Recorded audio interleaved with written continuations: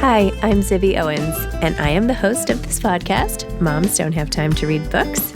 I am also a newly minted USA Today best-selling author of the novel Blank. I've created a whole community of book lovers around this podcast, a publishing company, reading retreats, a bookstore, and more. Learn more at zibbymedia.com or follow me on social at Zibby Owens or join the community at Zibby Readers. Mary Jones is the author of The Goodbye Process, Stories. And actually, this is published by Zibby Books. I am thrilled. This is our first and so far only short story collection, which was originally acquired by Lee Newman, who was my co-founder at Zibby Books. And I think you will really enjoy the episode, getting to know Mary and how she became a short story writer, and I hope you will go pick it up. We have a really exciting collaboration with LA-based coffee shop brand Cafe Lux, and they made us our own distinctive brand of coffee for this book. So thank you to Cafe Lux. Go check it out. It's amazing. Mary Jones's stories and essays have appeared in many journals, including Electric Literature's Recommended Reading, Subtropics, Epic, Alaska Quarterly Review, Columbia Journal, The Hopkins Review, Gay Mag, The Normal School, Epiphany, Santa Monica Review, Brevity, and elsewhere. The recipient of a Summer Prose Fellowship from the University of Arizona Poetry Center, her work has been cited as notable in the Best American Essays and appeared in the Best Microfiction 2022. She holds an MFA from Bennington College and teaches fiction writing at UCLA Extension. Originally from upstate New York, she lives in Los Angeles. Welcome, Mary. Thank you so much for coming on Moms Don't Have Time to Read Books to discuss The Goodbye Process, Stories. So exciting. Oh, thank you for having me, Zibby. I'm so excited to be here. I listen all the time, so it's just such an honor to be a guest. Oh, well, it's an honor to have you as a guest, especially from publishing this book and from our very first time reading it years ago. When was that? Like 2 years ago or something? Yeah, I think 2022. Yeah, in 2022. Yep. Well, it's so exciting to have witnessed the evolution of this project, and hopefully you feel the same way, although you aren't just a witness. But yeah, no, it's been such an exciting process. So, okay, for people who don't know anything about the Goodbye Process, collection of short stories, tell them what they should know. Okay, the Goodbye Process is a short story collection where all of the stories are centered on a central theme of letting go and moving on. I'm from upstate New York, and many of the stories take place there or have links to that location. So there's sort of a strong sense of place infused throughout. And in some cases, there are recurring characters that pop up. I think a lot of times when people think about loss, what comes to mind is the death of a loved one. But there are so many other losses that we go through in life and so many other things that we have to let go of and say goodbye to. And I think for a lot of people, maybe their major loss event in their life doesn't even involve a death. There are things like, divorce or breakups or loss of friendships or empty nest or loss of youth, loss of health. All these things are constantly coming up. And the stories in this collection explore all those different kinds of loss and how we survive them. Amazing. Well, that was beautifully said. Love it. It's true. Sometimes I get very sad, even when my favorite lip gloss is discontinued, or I know this is the most minor, right? Obviously, grief. Yes. There's a spectrum, right? It's the spectrum, but those emotions can be triggered by lots of sized things in your life, right? Yeah, I know. We're always bumping up against different kinds of loss. Mm-hmm. There's always something that we're letting go of, and At this time of year, this will come out in the summer, but this is as school is wrapping up and saying goodbye to one kid's lower school and all of that. It's I know, feels devastating at the time. It is. As a parent, I think you're always, there's always new things coming, but you're always letting go of who the child was at a certain stage. There is a little bit of a sense of loss, I think, with that. So give listeners a sense of what some of the stories are about, what types of losses you write about, and also where this came from. So why these stories? Did you know they were a collection as you were writing them, and how did you decide to sort of aggregate them into this work? Okay, that was a lot of questions. So maybe I didn't set out to write a book about loss. I think I had written probably about half of the stories when I realized that they all shared this theme. And then I knew that it was something that I wanted to explore more. And so I sort of wrote in that direction for the rest of the stories. And the stories vary in length from, there's some that are very short. I like flash fiction. There's some that are maybe only 2 pages. And then there's some that are 30 pages. And then also in style, some are very much realist and some are, a little bit weirder and a little surreal. In one story, a woman camps out on the porch of an ex-lover who's barricaded himself inside the house and literally stays there, for the rest of her life. And in another story, 2 preteen girls, one of their fathers has recently abandoned the family, and they end up in very grave danger when they are caught shoplifting. And in another story, a man hires a professional mourner to help ensure that his wife's funeral is going to be a success. So over and over again in the collection, characters just kind of keep facing the ends of things. And, it's an examination of sort of resilience and how we process all those different losses that keep coming up. Wow. And so where did this place of loss come from you? Like, where did it come from for you personally? I think that by the time you're, a little bit older, I think everybody has experienced a good amount of loss of relationships and stuff. I think for me personally, my sort of journey with loss began when I was young. I lost my father unexpectedly when I was 15. And I think that sort of colored the way that I see the world and got me thinking about loss. As a writer and as a teacher of writing, I tell students to try to find their material. Like, what is the story only you can tell? And for me, I think when I sit down to write, these are kind of just the stories that come out of my unconscious. These are sort of this, I think this is just my material. I think I have had a good amount of loss in my life with health problems and, other losses of other important relationships. And I think, this is just sort of my material. That's a great way to say that. Mm-hmm. I feel like sometimes I don't even want it to be my material anymore. I'm like, can't I just move on from this? I know. No, it's true. I'm so sorry about your dad. Oh, What happened? Can you ask? Or? He had actually, it was sort of similar to, the COVID situation. He, had pneumonia and he had some complications that resulted in him being on a ventilator and then he passed away. Oh, I'm so sorry. Thanks. And when is that when you started writing? Like at the time? Is that how you coped with that? Or did that precede it? I think I always, from when I was, like a really young little girl, I was writing little stories about my dog. And, I remember there was some publication at our school. Every year we'd make like a little, sort of little book. And I thought it was so exciting. I loved that more than anything. And I think I just kind of had a writer's sensibility. I was from a very young age, concerned about big questions of life and death and, sort of thinking about things that I think most little kids are not. I don't know why I was like that. I remember seeing leaves fall from the tree and just feeling sort of sad that they were dying and bringing them inside and like making them safe and warm. Like that was like when I was probably like 6 or 7. So I think I was always sort of thinking like a writer. I just, was thinking about things in a different way. And I continued to write throughout high school. I was always writing a little story, or I had a notebook with like poems that I would write. And then when I went to college, I didn't major in English. I sort of didn't think it was a realistic thing to pursue at the time. I majored in psychology and I was set on that path. You did too? Me too. That's my same I'm story. interested in human nature, so I think it made sense, and it ultimately helped me. But I just by like a happy accident ended up in a fiction writing workshop. I went to Syracuse University, and Syracuse has a very rich literary history. I think some of the best short story writers of all time have taught there. And so it was kind of in the air a little bit. And I ended up in this fantastic fiction writing workshop. And that was where I fell in love with the short story form.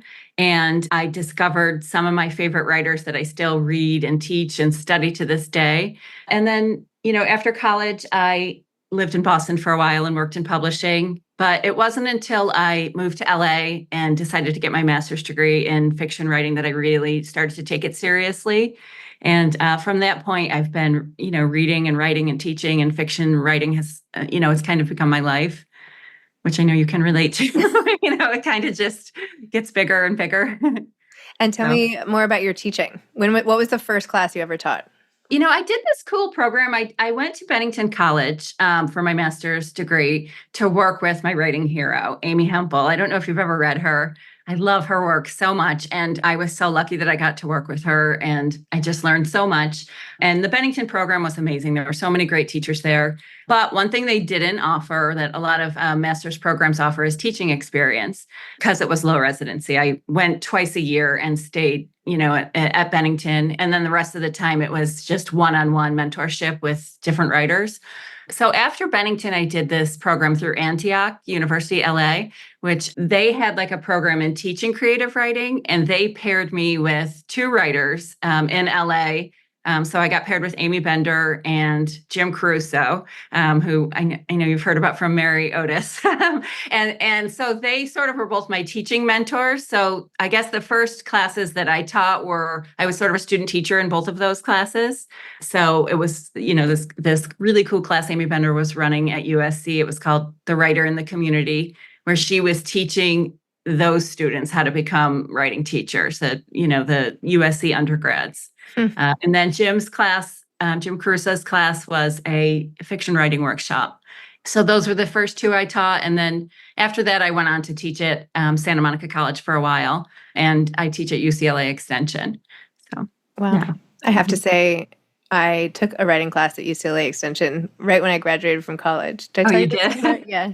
And now whenever we drive by when we're in LA, my husband Kyle jokes and is like, "Look, it's your alma mater." Oh, that's funny. Like, it is not my. And I think I dropped out of the class after like writing one essay about buying my first bra or something ridiculous. Oh. It was like a personal essay writing class. But yeah, those classes are fun because it usually is professionals in those classes, working professionals who are they can be very advanced. The students that come through those classes, so it's exciting to work with them.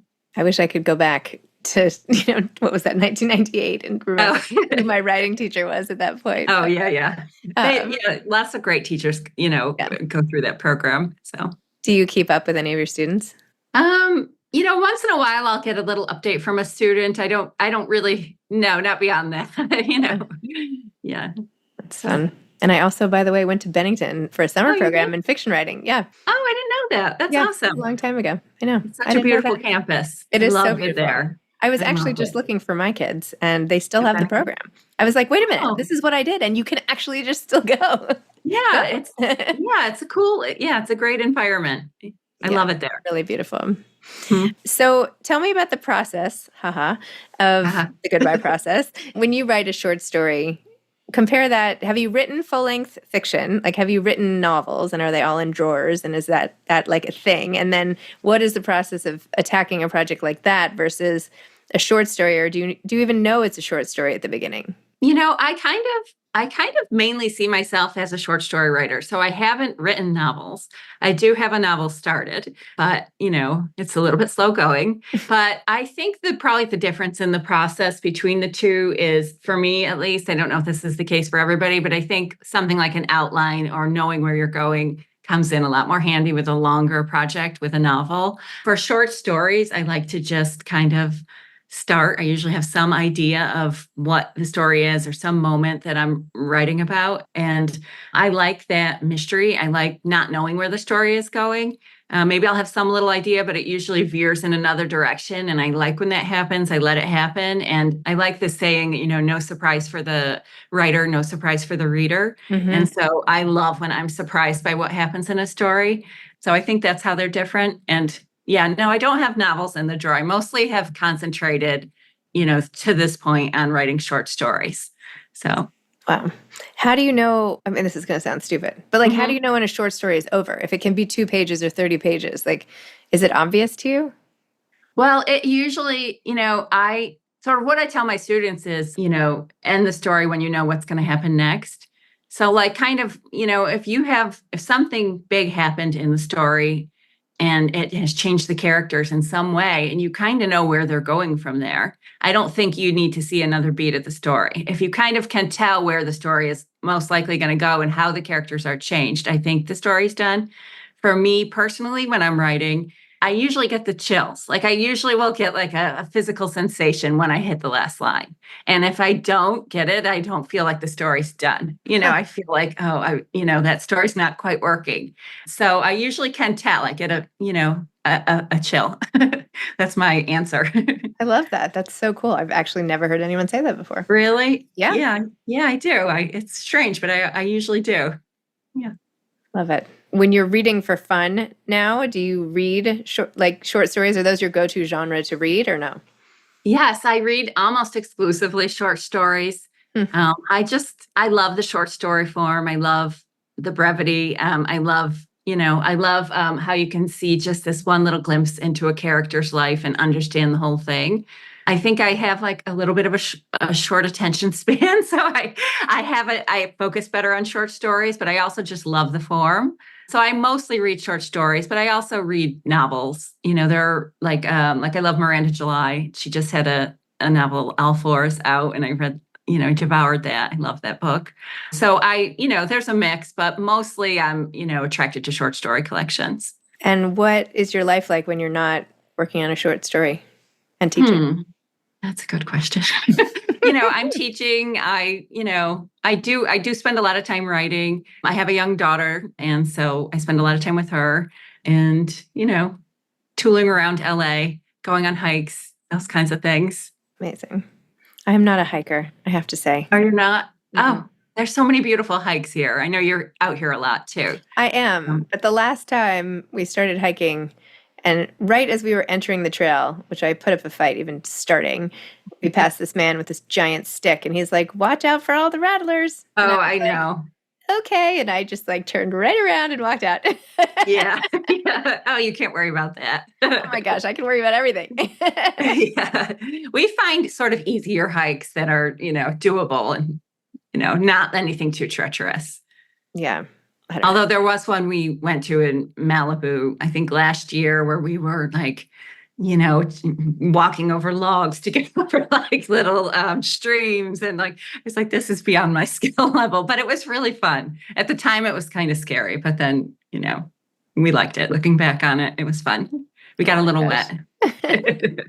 Well, as we were just chit-chatting about before recording, it's so exciting that you have a partnership for this book with Cafe Lux, who, for those people who are not in LA, it's like, well, it would demean it to say it's like the Starbucks because that's everywhere. But these are like boutique, lovely coffee shops scattered throughout with the best chocolate chip cookies that I've had in LA, especially if you get them warmed up a little bit. So it's just so exciting that they are partnering with the goodbye process and custom coffee and all sorts of great stuff. So they have the goodbye blend, little bag of coffee. Sherry sent me a picture, and it's so exciting. So nice. much fun. Well, for those with short attention spans, which is basically every single person on the planet these days, short stories are a perfect respite and great for, like one little hammock ride in the summer. I could just see people. I know. Yeah, I like that too. It's nice that you could, read a story from the beginning to the end in one sitting. Mm-hmm. Especially the 2-pager. I mean, how can we not? Yeah. Yeah. Thank you for making us feel enormously accomplished. Yeah. And I know I can barely ask you about publishing since I am your publisher, but how has the publishing been relative to what you thought it would be? It's been great. It's been, it's a fun process. It's, going through all the edits and everything. It's been a lot of fun. I've had a really good experience. Okay. Well, you don't have to tell me the truth. No, I really have. And, and you've been so wonderful. I know it's amazing to me how hands-on you are with this whole thing. And I've, come to you personally with a couple things, and it's amazing that you're, all the different things you do. I don't know how you do it, but. Thank you. It's been great. I'm sitting here listening to you being like, I'm clearly never going to write my next book is what's going on here. I know. I follow your Instagram, so I see that you're like, that deadline is looming. I don't know how I would do with like a looming deadline like that with unwritten material. I think it would be really scary. Mm-hmm. Yeah. Yeah. So I'm kind of jealous of you as you have this completed, Yeah. So what do you think is next for you? What is coming up? Well, like I said, I have, I do have a novel, Yep. started, and it exists somewhere on my computer. Nice. I'll dig that up at some point. I've been busy with this right now, but then I'm also working on another short story collection that's a little bit more closely linked, following the same characters. So it's more of a novel and stories. Mm-hmm. So those are two things that I'm, working on right now. Awesome. Working. That sounds good. And do you have advice for aspiring authors? Yeah, I guess my, practical advice is to, just to get in the chair every day and have some kind of routine, whether it's writing, 200 words a day or 2 hours a day, or even 10 minutes a day, anything, whatever routine you can have. I think that really helps, whatever you can make time for.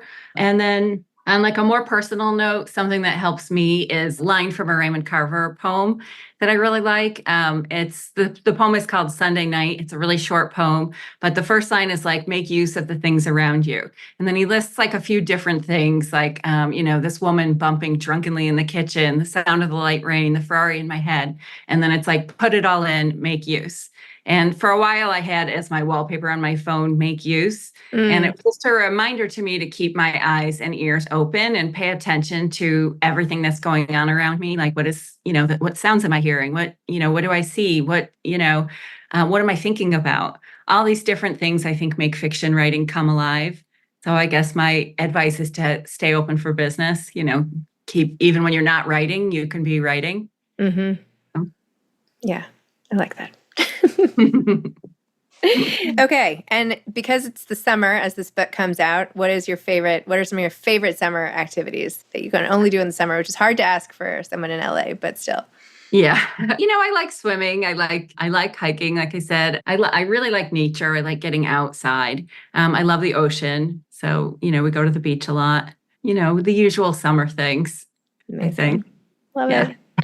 Mary, thank you so much. Again, so excited. Actually, now that I'm looking at the cover again, which for people listening is an old-fashioned coffee pot and two little cups, I feel like I need to now find a coffee pot that looks like this. I have one. Oh, you do? It's actually, yes, there's a Is that how coffee it pot. came? I'll Is that how send we you a got link. it? Oh, okay. What?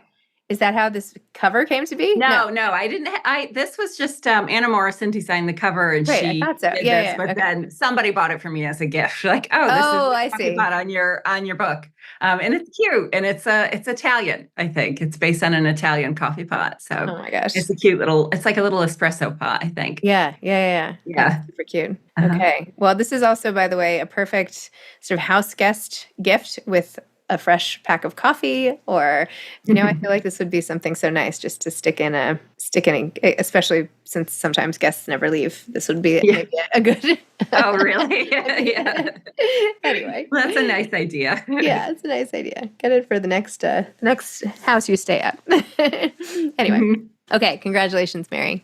Thanks, Zibby, and thank you so much for everything you've done to make this happen and for the wonderful community you've created. I feel so grateful to be a part of it. Oh, It's good. just, it's been awesome. Thank you. Yay. Happy to hear you say that.